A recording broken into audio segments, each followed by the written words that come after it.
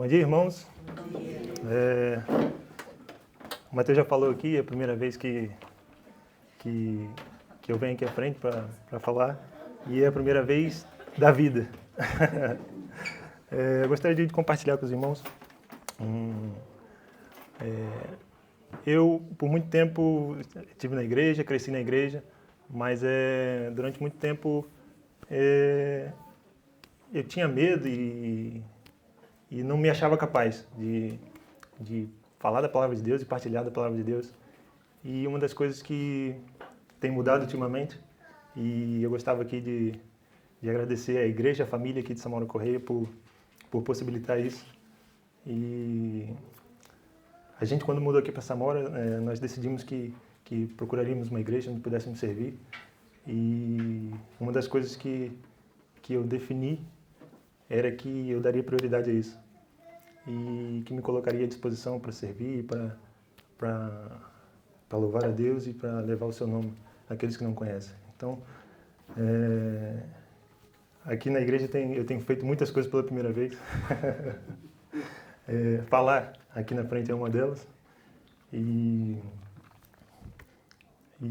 o estudo de hoje, estamos aqui a fazer um panorama bíblico, estamos no livro de Gênesis.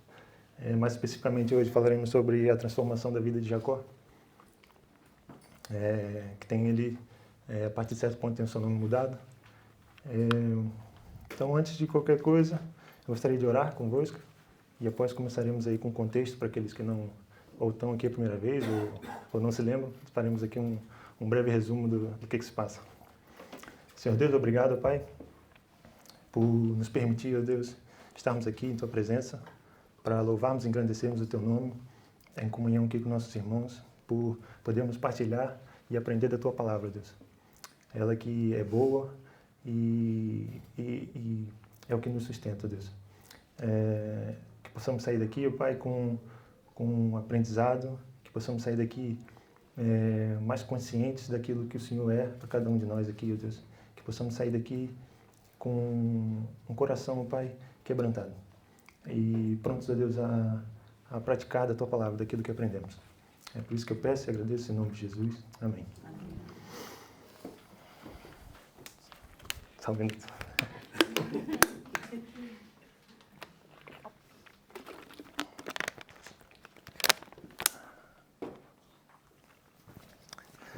Então é isso, um pouco do contexto. Como vamos falar hoje sobre a transformação da vida de Jacó, a transformação de seu caráter e de tudo que ele havia vivido até certo ponto. Então eu gostaria de começar brevemente desde o início. Desde o momento em que Rebeca engravida, e então estava grávida de gêmeos e as crianças brigavam no seu ventre, e ela perguntou a Deus, e Deus naquela altura já sabia, obviamente, ele sabe todas as coisas. Então ele disse que na barriga dela 2 nações lutavam e que o mais velho serviria o mais novo. Então, no momento do nascimento, Esaú, o primeiro, vem, e por ser peludo, recebe o nome de Esaú, que soa como peludo, né? E Jacó vem logo em seguida, e agarrado ao calcanhar do irmão, e alguém achou que seria uma boa ideia pôr o nome de Jacó, que soa como um enganador, aquele que usurpa, aquele que agarra no calcanhar, que no sentido figurado quer dizer que ele engana, né? Então, quando mais velhos, Esaú um dia sai para caçar e volta mesmo com muita fome do campo, e Jacó tinha preparado uma refeição e Esaú ali menospreza a bênção que era ser o primeiro na família de Abraão, né? A gente sabe que Deus prometeu a Abraão que faria da nação dele, dos descendentes dele, uma grande nação, e sabíamos que o primogênito tinha esse papel de continuar, né, a linhagem. Então ali ele despreza, e Jacó, como o nome sugere, né, tirou proveito da situação e diz que só daria ali a comida para Esaú se ele vendesse o direito de primogenitura, né, para Jacó. Então Esaú, nesse momento, despreza e vende, né? E ainda diz, para que me serve o direito de primogenitura se eu estou aqui a morrer de fome? Então depois, Isaac, já com a idade avançada, ele pensa que está já próximo de morrer e chama Esaú e diz que quer abençoá-lo antes que morra. E pede Esaú para ir ao campo buscar caçar alguma coisa e preparar uma refeição, porque Isaac tinha o Esaú como preferido por conta dessas habilidades dele, e gostava, né? Isaac gostava, a Bíblia diz que ele gostava de comer daquilo que Isaac preparava, que Esaú preparava. Então, Esaú sai para caçar e aqui Rebeca, que percebe que Isaac iria abençoar Esaú, como preferia Jacó, ela começa aqui uma trama e chama Jacó e diz, vai, prepara qualquer coisa, pega os animais, nós vamos preparar aqui uma refeição e tu quem vai ser abençoado no lugar do teu irmão. Então, Isaac abençoa Jacó e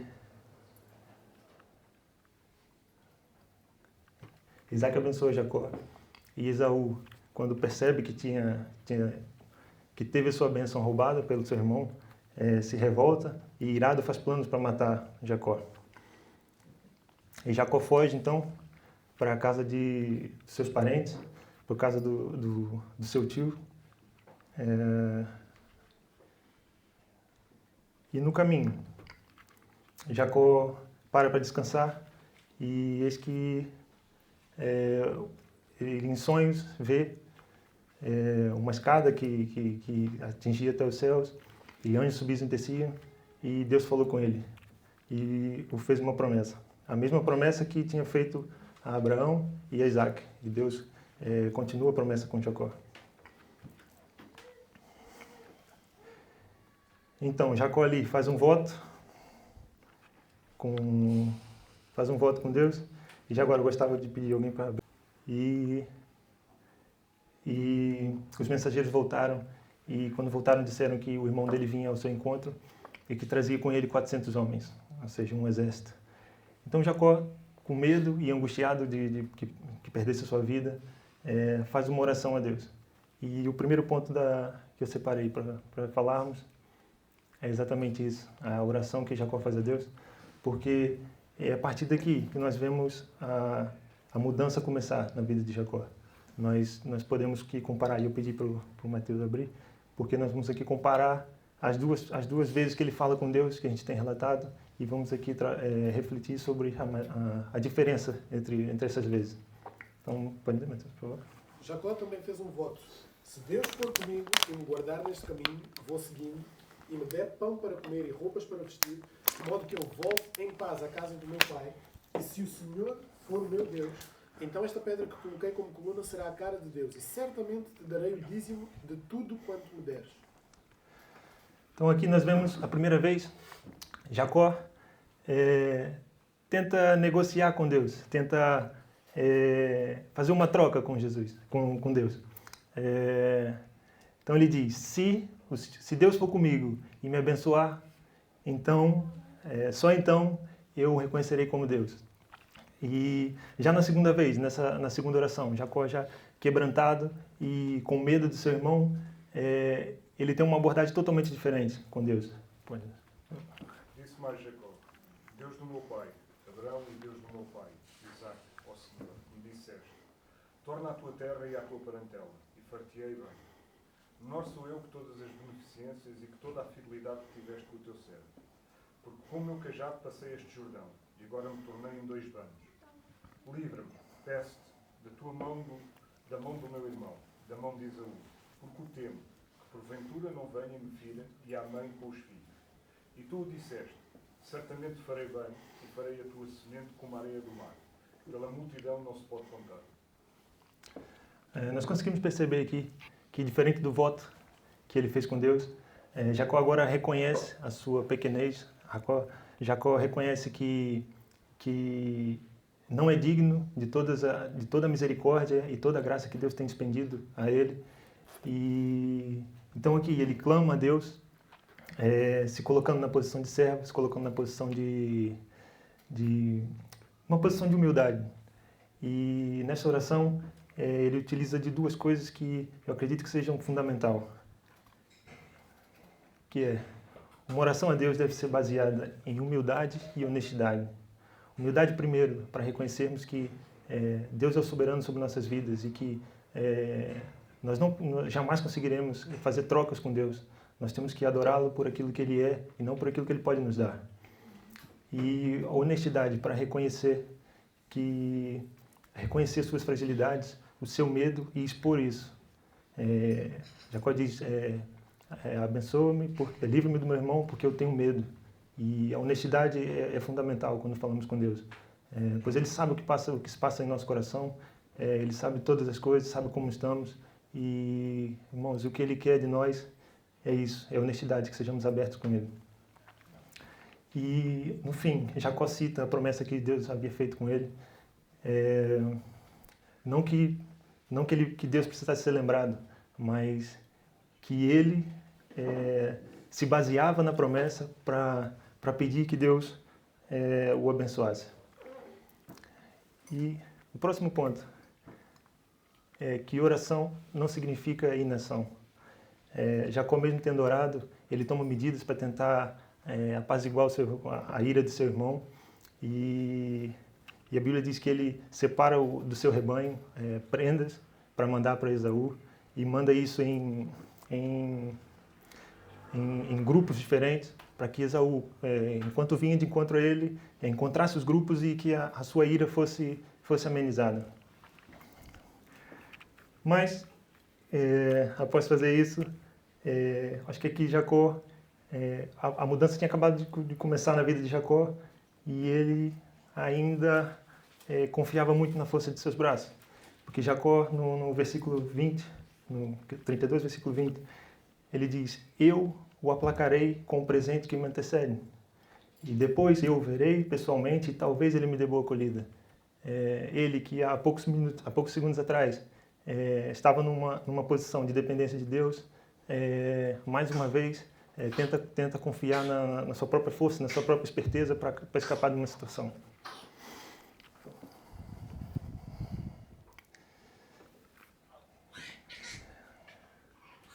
Então, depois de ter mandado esses grupos, Jacó permanece ali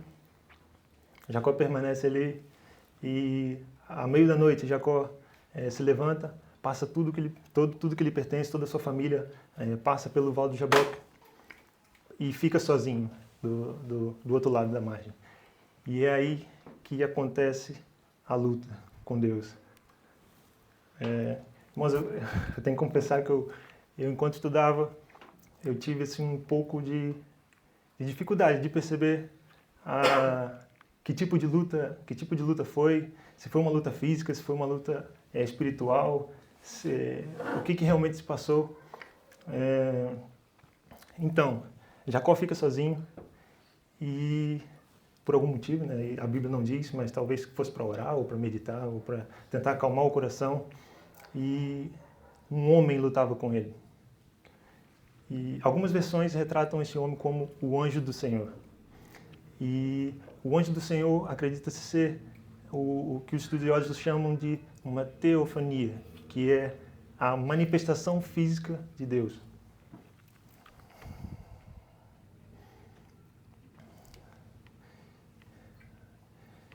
E uma das passagens que dá ênfase a isso, que dá continuidade a essa linha de pensamento, atrás nós vimos que quando esse mesmo homem aparece a Abraão e se apresenta, e ele é um homem, porque a Bíblia diz que Abraão, no capítulo 18, diz que o Senhor apareceu a Abraão nos carvalhais de Banquer.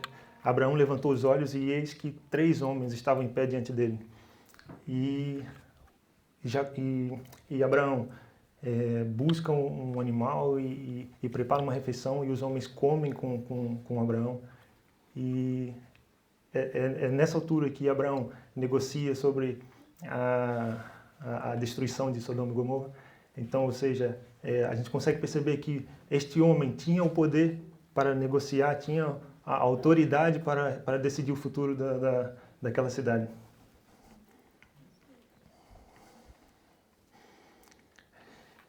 E alguns estudiosos acreditam que esse homem, esse anjo do Senhor, se trata do segundo membro da Trindade, que é Jesus, numa pré-encarnação. E ali diz, no texto diz, que Jacó lutou até o amanhecer, da noite até o amanhecer. E vendo o homem, que não podia com Jacó, tocou-lhe na articulação da coxa, de modo que se deslocou. E então o homem pergunta a Jacó, como você se chama?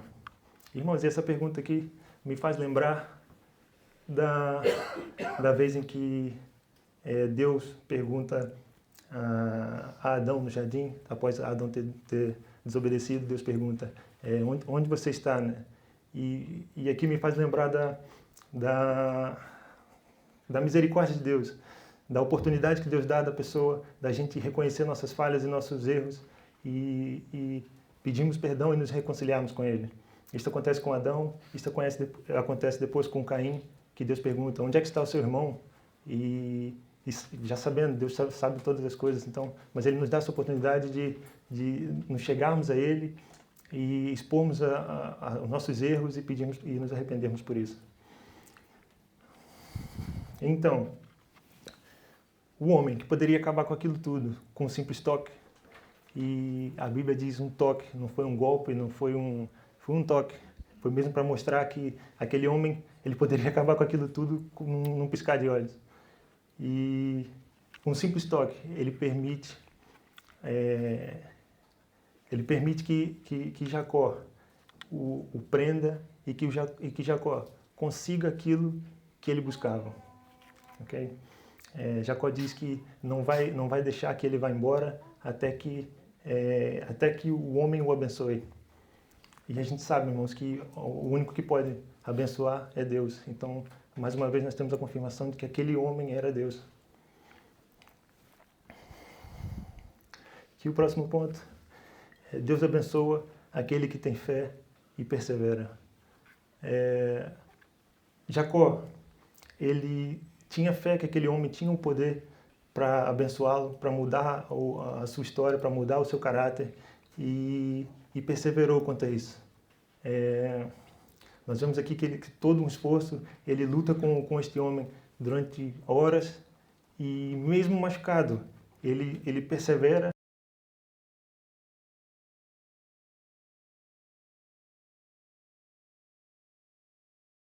Se faz com Deus, se recusa a sair dali da mesma forma e aí é que acontece a reconciliação. Jacó, ele já possuía riquezas, possuía servos, possuía o rebanho, possuía uma família extensa, 4 mulheres e 11 filhos, bem extensa. E ainda assim, ele pede uma bênção àquele homem. E que tipo de bênção poderia ser essa? Eu acredito que ele cria que aquele homem tinha um poder para mudar a sua vida, para mudar o seu caráter, para fazer uma mudança em Jacó que fizesse o significado do nome dele, o enganador, perder o sentido. E ele que toda a vida carregou esse nome, e a Bíblia não diz, mas eu acredito que Jacó deve ter trapaceado muito, porque geralmente nas coisas grandes a gente se retrai, né? Por exemplo, se algum erro é grande demais, por exemplo, se tu achas na rua, sei lá, 5 euros, se calhar vai pegar e pôr no bolso e vai embora. Mas se for uma mala com 1 milhão de euros, a gente já fica, opa, pera lá, que não é bem assim. E aqui a gente vê que Jacó, nas coisas grandes, nas coisas importantes, ele trapaceava. Então, o que me leva a crer que nas coisas pequenas, que quando ninguém via, ele trapaceava mais ainda. E então, Jacó se reconcilia com Deus. Jacó escolhe transformar o seu caráter e confia em Deus para que o ajude nisso.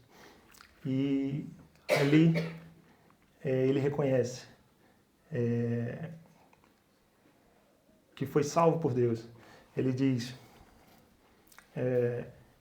ele dá aquele nome onde ocorreu a luta, o lugar de Peniel, e disse, vi Deus face a face, e a minha vida foi salva.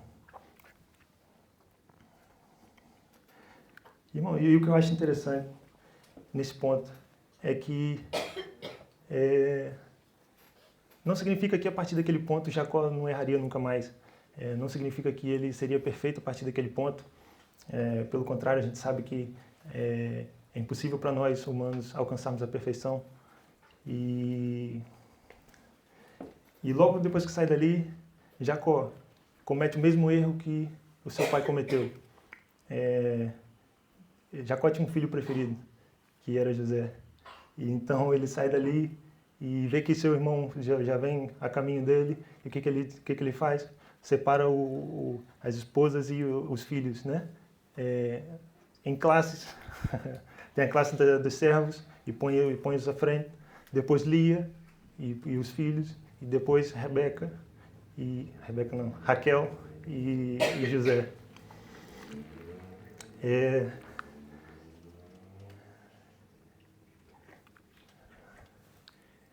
E esse próximo ponto é isso. Deus não exige de nós a perfeição.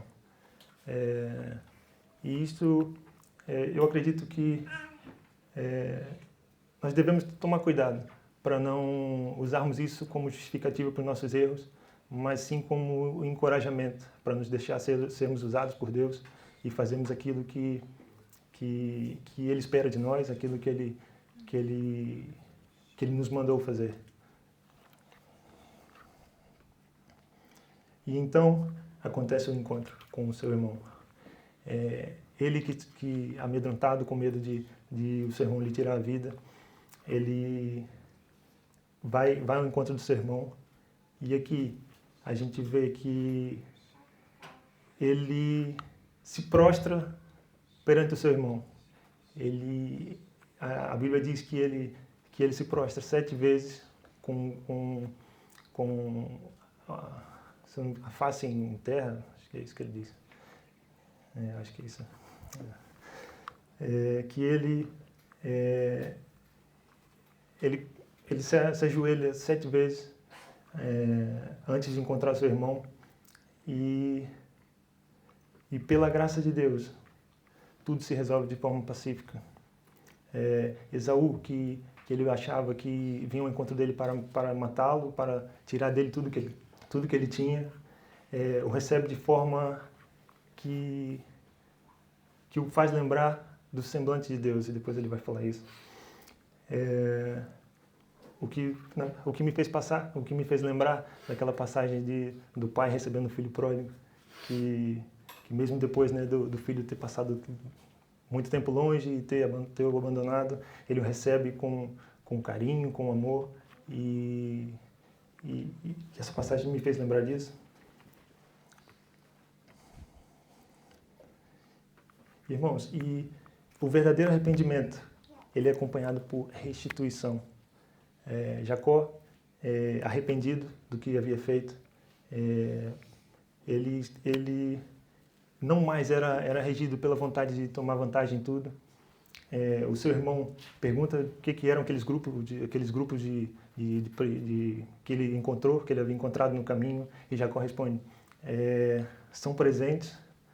E Esaú diz, eu não preciso, eu já tenho bastante, e fique com isso. Mas Jacó, ele acredita, ele sabe que todo erro precisa de reparação, e temos de ser humildes e termos coragem para assumir a responsabilidade dos nossos erros e arcar com as consequências. E nos leva aqui ao próximo ponto. O favor de Deus vale mais do que qualquer tesouro.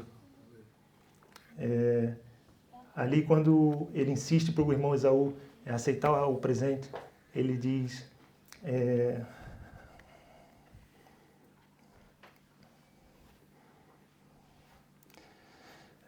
no capítulo 33, versículo 10, ele diz, mas Jacó insistiu, não recuse, se alcancei favor na sua presença, peço que aceite o meu presente, porque ver o seu rosto é como contemplar o semblante de Deus, e você me acolheu tão bem.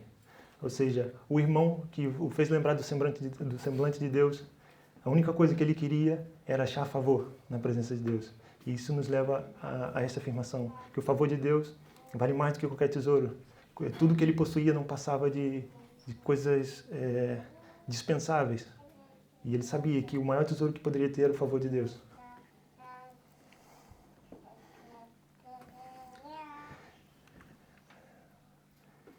E o próximo ponto é a caminhada.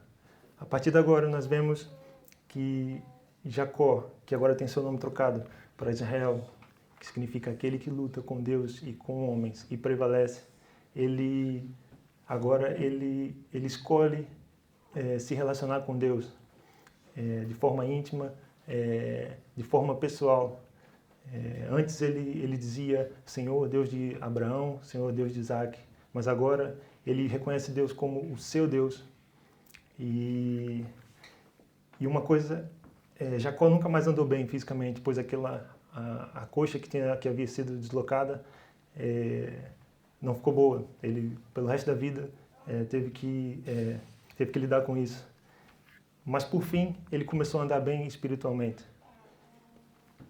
E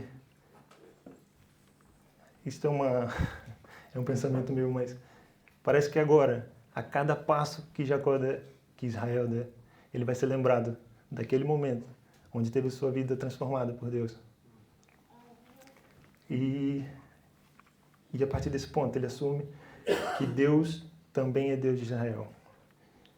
E a partir desse momento é quando a caminhada com Deus começa. E eu separei esse ponto. A caminhada com Deus começa quando o reconhecemos como nosso único Senhor e Salvador. Não há outro, irmãos.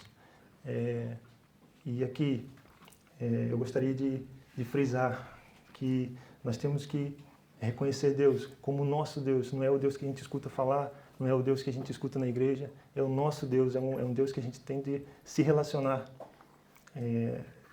com quem devemos ter um relacionamento pessoal e íntimo.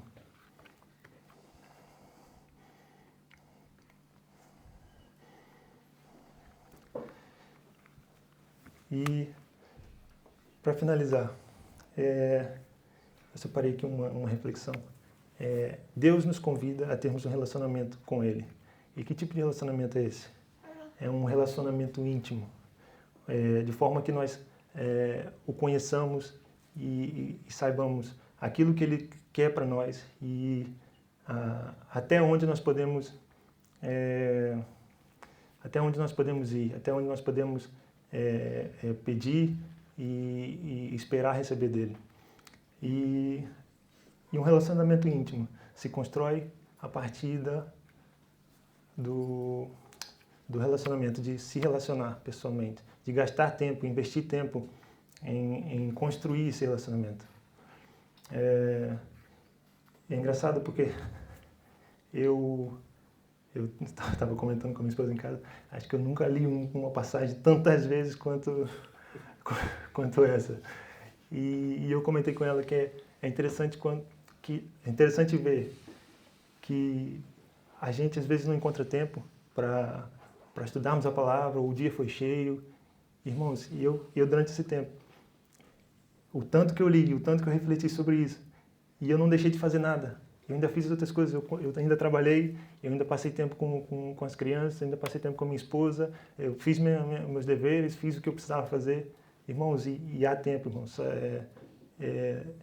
Trata-se de uma escolha de realmente estarmos dispostos a investir tempo com Deus. E separei aqui um versículo. Os caras lemos todos juntos. É Apocalipse 3:20. 1, 2, 3 e... Eis que estou à porta e bato. Se alguém ouvir a minha voz e abrir a porta, entrarei em sua casa e cearei com ele, e ele comigo. Irmãos, é isso. Nós temos que estar dispostos, Deus, a receber Deus nas nossas casas, em nossas vidas. E Deus não força essa entrada, irmãos. Ele nos convida. E cabe a nós aceitá-lo e escolhermos passar tempo com Ele. E depois, Deus nos convida a termos um relacionamento de confiança nele, de fé nele. Um relacionamento em que tenhamos a certeza de que Ele tem o melhor para nós.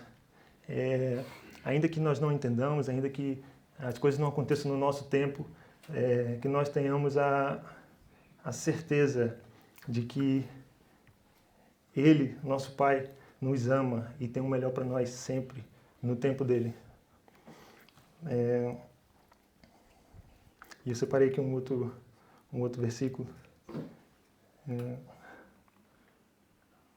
É isso. Mateus 6,31. Vamos lá? 1, 2, 3 e...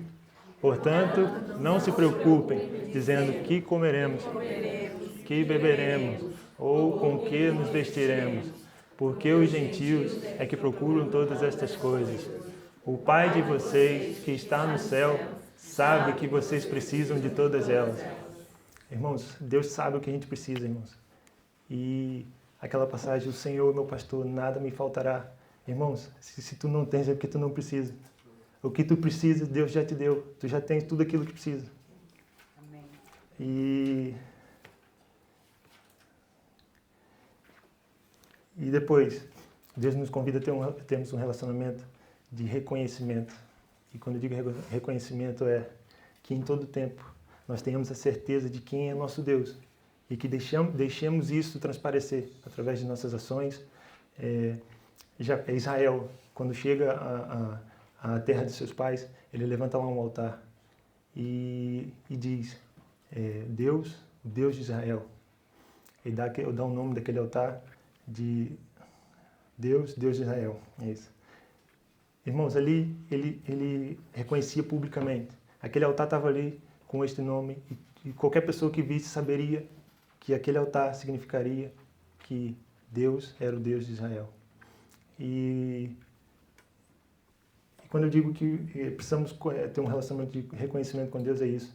É que as pessoas, quando nos vejam, que vejam como nós lidamos mediante as dificuldades, as tribulações, ou até mesmo as felicidades e aquilo que recebemos, irmão. Que as pessoas vejam em nós que tudo vem de Deus, que tudo é para a honra e glória dele, que nós sozinhos não conseguiríamos fazer nada e que dependemos dele. E que toda a honra e toda a glória daquilo que conquistarmos é para Deus, que reconheçamos isso. E eu separei aqui um outro versículo, Romanos 11:36, 1, 2, 3 e... Porque dele e por meio dele e para ele são todas as coisas. A ele seja a glória para sempre. Amém. E depois... o relacionamento que Deus quer que tenhamos com Ele é um relacionamento onde nós o amemos acima de tudo. O nosso amor por Deus tem de ser maior que todas as outras coisas. Tudo isso que nós lutamos tanto para conseguir, aquilo que nós nos esforçamos, isso são coisas passageiras, momentâneas. E Deus quer que nós o amemos de forma que as outras coisas não tomem a prioridade na nossa vida. É claro que nós temos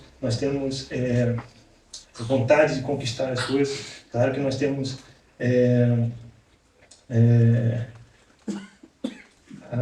a vontade de crescer e evoluir financeiramente, profissionalmente, mas que isso não tome a prioridade em nossas vidas, irmãos.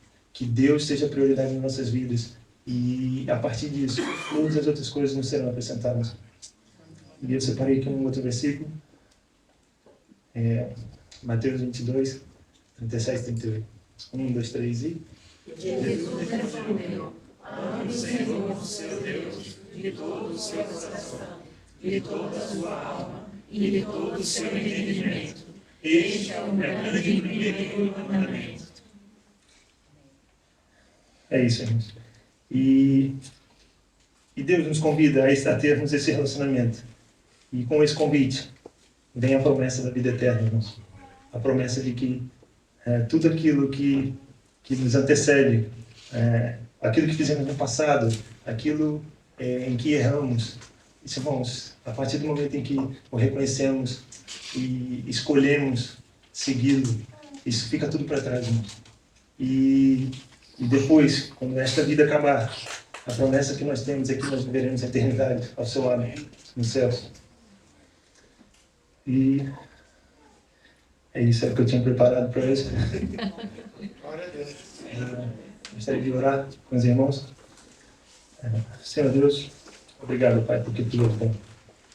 Obrigado, Pai, porque o Senhor nos dá a possibilidade de nos achegarmos aqui, ó Deus, humildemente expormos nossas fraquezas e dificuldades, ó Deus, e pedir pela Tua bênção, ó Deus. Pedir que o Senhor transforme nossas vidas, transforme nossas ações, ó Deus, e que nos ajude, ó Pai, na caminhada que teremos ao seu lado, Pai. Que quero agradecer pela vida de cada um que esteve aqui, cada um que me ouviu da Tua palavra hoje, que possamos sair daqui, ó Deus, com um aprendizado, ó Deus, e a consciência, Pai, de que o Senhor é tudo que nós precisamos, ó Deus. E que reconheçamos o Senhor como nosso Deus, de tal modo que as pessoas, quando nos vejam, percebam que tudo que fazemos é para a honra e glória no Teu nome, Deus. É por isso que eu peço e te agradeço, em nome de Jesus. Amém. Amém.